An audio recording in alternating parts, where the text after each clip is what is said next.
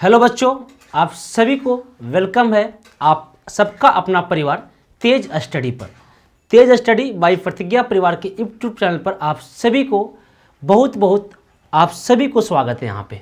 दोस्तों, सबसे पहले मैं आपको बता देना चाहता हूँ कि आपका फिजिक्स के दुनिया में मैं गुड्डू कुमार आपको यहाँ पे पढ़ा रहा हूँ। इसमें फिजिक्स का एक लेक्चर जो है हमने आपको अपलोड कर दिया है। सभी लोग पहले फिजिक्स के पहला चैप्टर जो प्रकाश का प्रवर्तन है उसका पहला लेक्चर जो है अपलोड है, प्लेलिस्ट में जाकर आप लोग उसको पढ़ लीजिए। उसके बाद ही वीडियो को आप देखेंगे, बहुत अच्छे समझ में आने वाला है। तो हम पढ़ने वाले हैं आप बच्चों क्लास 10th 10वीं क्लास के फिजिक्स में से पहला चैप्टर प्रकाश के प्रावर्तन। प्रकाश के प्रावर्तन में से हमने कुछ बातें पिछले क्लास में बता चुके थे और आज हम पढ़ेंगे प्रकाश के परावर्तन, रिफ्लेक्शन ऑफ लाइट्स के बारे में। तो सबसे पहले हम यहाँ ये समझते हैं कि किरण आरेख क्या होते हैं, परावर्तन के नियम क्या होते हैं। तो किरण आरेख कहने का मतलब हुआ कि प्रकाश के किरण जब सीधी रेखा में जाता है और किसी पर जाकर पड़ जाती है तो उसे हम क्या बोलते हैं, किरण आरेख कहते हैं। बात समझ में आई क्या? प्रकाश की किरण, बोर्ड पर बहुत सारे प्रकाश की किरण यहाँ पे आ रही हैं और आकर यहाँ पे पढ़ते जा रही हैं, अर्थात इसे हम किस नाम से जानते हैं, किरण आरेख। अब हम समझते हैं परावर्तन के नियम। क्या समझते हैं? परावर्तन के नियम हम यहाँ पे अब समझने की कोशिश करते हैं कि क्या होते हैं परावर्तन का नियम, क्या होते हैं रिफ्लेक्शन ऑफ लाइट। सबसे पहले दोस्तों परावर्तन आपको समझाना चाहते हैं। परावर्तन किसे कहते हैं? तो परावर्तन का सिंपल मतलब हुआ कि जब हम किसी पास जाते हैं और उसके बाद टकरा कर हम वापस लौट जाते हैं। मतलब कि अगर हम यहाँ पे ऐसे करके दूर से मार्कर को फेंका और मार्कर व्हाइट बोर्ड पर पड़ने के बाद टकरा कर वापस लौटा, तो जब हम किसी वस्तु पर किसी चीज़ को फेंकते हैं और वह टकरा कर वापस लौट जाता है, इसे हम बोलते हैं परावर्तन, इसे हम बोलते हैं रिफ्लेक्शन। आई बात समझ में? इसी को हम प्रकाश के केस में समझेंगे। तो प्रकाश के केस में क्या है दोस्तों, जब प्रकाश किसी वस्तु पर टकराता है और टकराने के बाद वापस लौट जाता है, उसे क्या बोलते हैं, प्रकाश के परावर्तन। जैसे कि जनरली आपको क्या होते होंगे, और आप लोग छुछुंदर टाइप के लड़के होंगे, इधर से आराम से जाते होंगे स्कूल में और उधर से कोई लड़की आ रही होगी और हल्का ऐसे मार देते होंगे क्लचवा दबा के, तो क्या हुए, टकरा गए। अब भैया टकरा कर आप अगर टकराए और कोई ना कोई से वापस लौट गए तब वो परावर्तन होगा। वो ऐसे रगड़ दिए तो परावर्तन नहीं कहलाएगा। बात समझ में आई कि नहीं?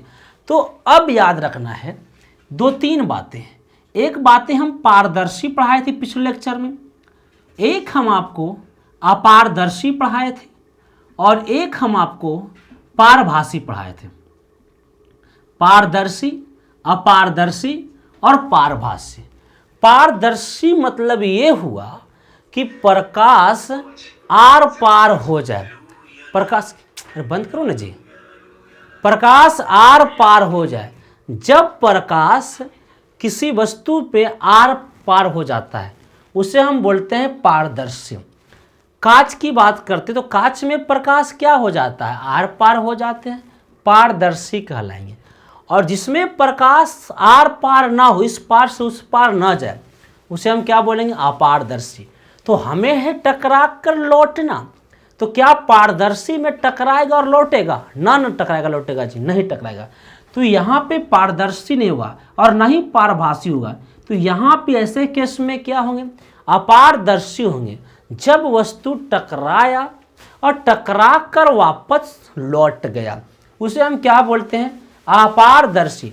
मतलब कि यहीं पे प्रकाश आर पार नहीं होगा, मतलब प्रकाश टकरा कर लौटेगा। तो ये जो यहाँ पे वस्तु होंगे वो आपका अपारदर्शी वस्तुएं होंगे। या फिर यहाँ पे अपारदर्शी वस्तु ना हुआ तो यहाँ पे समतल दर्पण को रखा जाता है। कौन दर्पण को? समतल दर्पण को यहाँ पे रखा जाता। अब समझिएगा, एक हुआ आपका परावर्तन का नियम। परावर्तन का नियम किसे कहते हैं सर? तो जब प्रकाश किसी वस्तु पर टकराया और टकरा के वापस लौटने में जो भी नियम हुआ होगा उसे हम परावर्तन का नियम कहते हैं। और परावर्तन के दो नियम होते हैं। कितने नियम होते हैं? दो नियम। तो सबसे पहले समझते हैं प्रकाश के परावर्तन के। तो समझ में आ गया कि जब प्रकाश किसी समतल दर्पण या अपारदर्शी वस्तु से टकराता, लिख लो सब लोग भाई, जब प्रकाश किसी समतल दर्पण या फिर किसी वस्तु से टकराकर वापस लौटने की घटना को प्रकाश के परावर्तन कहते हैं। अब समझिएगा, यहां पे अपारदर्शी वस्तुएं या फिर यहां पे समतल दर्पण, यहां पे प्रकाश जो है कुछ इस टाइप से यहां पे आया और यहां समतल दर्पण पर पड़ा। जो प्रकाश आते हैं उस किरण को नाम हम जानते हैं आपतित किरण। कौन सी किरण? आपतित किरण बोलेंगे, या फिर इसको इंग्लिश में इंसिडेंट रे बोलते हैं। बोलो कौन रे बोलते हैं? Incident ray. टकरा कर वापस लौटेंगे तो इसको हम बोलेंगे परावर्तित किरण। कौन किरण? परावर्तित किरण, या इसे रिफ्लेक्टेड रे हम बोलते हैं, रिफ्लेक्टेड रे बोलते हैं। तो आया और यहां से टकराकर वापस लौट गया। आने वाला अइहा, तो अ से अइहा और अ से आपतित किरण, और टकराने के बाद परावर्तित किरण। और बीच में एक आपका बनता है इस प्रकार से, इसको हम बोलते हैं नॉर्मल। क्या बोलते हैं जी? नॉर्मल बोलते हैं। और इसी को कहा जाता है भैया अभिलंब।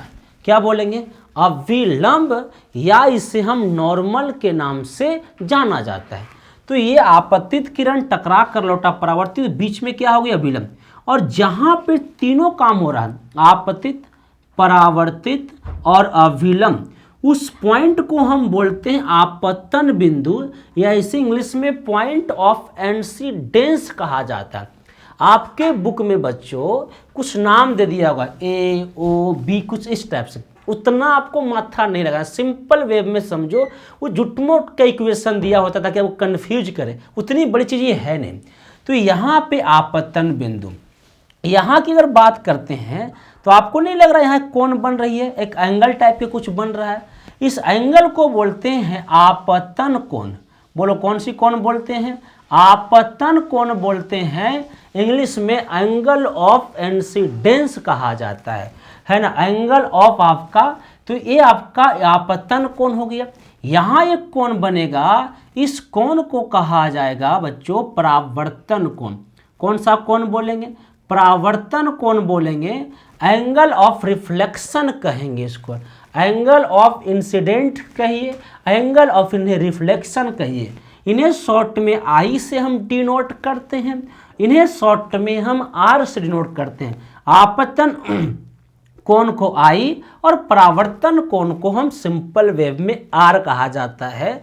आपसे एग्जाम में या तो परावर्तन का परिभाषा पूछ लिया जाएगा, या फिर आपसे परावर्तन के नियम पूछ लिया जाएगा। परावर्तन के कितने नियम ऑब्जेक्टिव में ये भी आ सकते हैं। तो याद रखना दोस्तों, परावर्तन के दो नियम होते हैं। कितने नियम जी? दो नियम होते हैं परावर्तन को। पहला होते हैं, पहला बोलते हैं, इसमें रटना नहीं समझना है, आपतित किरण मतलब आने वाला, परावर्तित किरण मतलब जाने वाला, आपतन बिंदु मतलब बिचवा वाला, समझे ना, बिचवा वाला, पर खींचा गया अभिलंब मतलब ई वाला। तीनों एक ही समतल एक ही बिंदु पर होते हैं मतलब ई वाला। मतलब ये ए और ए तीनों एक ही बिंदु पर, इसी को लिख देना है। तो ये हो गया भैया प्रकाश के नियम नंबर 1। प्रकाश के नियम नंबर कितना हो गया आपका? 1 हो गया कि आपतित किरण, परावर्तित किरण, आपतन बिंदु और अभिलंब तीनों एक ही तल पर होते हैं। दूसरा है आपतन कोण मतलब कोण ए वाला, और परावर्तन कोण मतलब ए वाला आपस में बराबर होते हैं। कोण आई बराबर कोण आर होते हैं। अगर यहाँ पे आपतन कोण का मान 30 डिग्री है तो परावर्तन कोण का भी मान 30 डिग्री ही होना चाहिए। अगर ये 60 डिग्री है तो ये भी 60 डिग्री होगा। तो आपतन कोण परावर्तन कोण आपस में क्या होते हैं, बराबर होते हैं। कोण आई बराबर कोण आर, क्या कोण आई बराबर कोण आर होते हैं। तो ये दो नियम हम उम्मीद करते हैं आपको दिमाग में सेट हो गया। एक पॉइंट और यहाँ पे समझिएगा, मान लिया जाए समतल दर्पण, ज़्यादातर में आपको यहाँ समतल दर्पण ही रहेंगे। समतल दर्पण पर पड़ने वाली प्रकाश के परावर्तन के बाद उसी में वापस लौट जाते हैं। अगर यहाँ लंबवत छूट गया है ना, यहाँ पे क्या छूट गया दोस्तों, लंबवत छूट गया। सुनिए ध्यान से, कुछ नहीं, ये नहीं भी समझ में लिखा रहा तो समझिए। अगर यहाँ पे समतल दर्पण है और समतल दर्पण पर प्रकाश के किरण लंबवत पड़ रही है, कुछ इस प्रकार से लंबवत समतल दर्पण पर प्रकाश की किरण पड़ रही है। तो मान लिया जाए कि ऐसे आया और पड़ने के बाद यहाँ आने के बाद वह उसी दिशा में टकरा कर वापस लौट गया, इसलिए वहाँ दो एरो का हम प्रयोग किए। कुछ नहीं कर रहा है, यहाँ पे लॉजिक को हम समझते हैं, है ना, लॉजिक को हम यहाँ पे समझते हैं। लॉजिक उन्होंने इनका कहना बस इतना ही है कि एक प्रकार का समतल दर्पण है। बोलो जी कौन दर्पण है, समतल दर्पण। और समतल दर्पण पर यहाँ पे कोई प्रकाश की किरण जो है लंबवत, मतलब 90 डिग्री के एंगल में, 19 डिग्री के एंगल को ही परपेंडिकुलर या हिंदी में उसे लंबवत कहा जाता है। और यहाँ पे कोई किरण इस प्रकार से आया और आने के बाद यहाँ समतल दर्पण से टकराया, और टकराए के बाद तिरछा तिरछी नहीं जाएगा, ऐसे नहीं, ऐसे आया ऐसे जाएगा, यह उसी दिशा में वापस फिर से चला जाता है, उसी दिशा में वापस यह फिर से चला जाता है। यही पॉइंट यहाँ पे कहा गया है, समतल दर्पण पर लंबवत पड़ने वाली, यहाँ है समतल दर्पण पर लंबवत पड़ने वाली प्रकाश के किरण परावर्तन के बाद उसी रास्ता से, उसी पथ से वापस लौट जाती है। ये अपना 3 पॉइंट्स में अपन खत्म हो जाता है प्रकाश के परावर्तन। सो दोस्तों, ये आपका दूसरा लेक्चर कंप्लीट हुआ, प्रकाश के परावर्तन वाली वीडियो आपको कंप्लीट हुआ। नेक्स्ट में इनके नेक्स्ट पार्ट आपके आएंगे। क्लास आपको कैसा लग रहा होगा हमें कमेंट बॉक्स में कमेंट करके ज़रूर बताना। और हाँ दोस्तों, अगर अच्छा लग रहा होगा तो आपका अपना ही चैनल है तेज स्टडी, और इस चैनल का तेज नाम रखने का उद्देश्य हमारा है आपको तेज करना और आपकी लक्ष्य तक पहुंचाना। आपकी हर कदम पर कंधे से कंधे मिलाकर आपका भाई साथ रहेगा। वीडियो अच्छा लग रहा होगा तो लाइक करना, शेयर करना, चैनल पर पहली बार आए हैं तो सब्सक्राइब करके बेल आइकन दबा देना। तो दोस्तों, मिलते हैं नेक्स्ट वीडियो में, तब तक के लिए जय हिंद।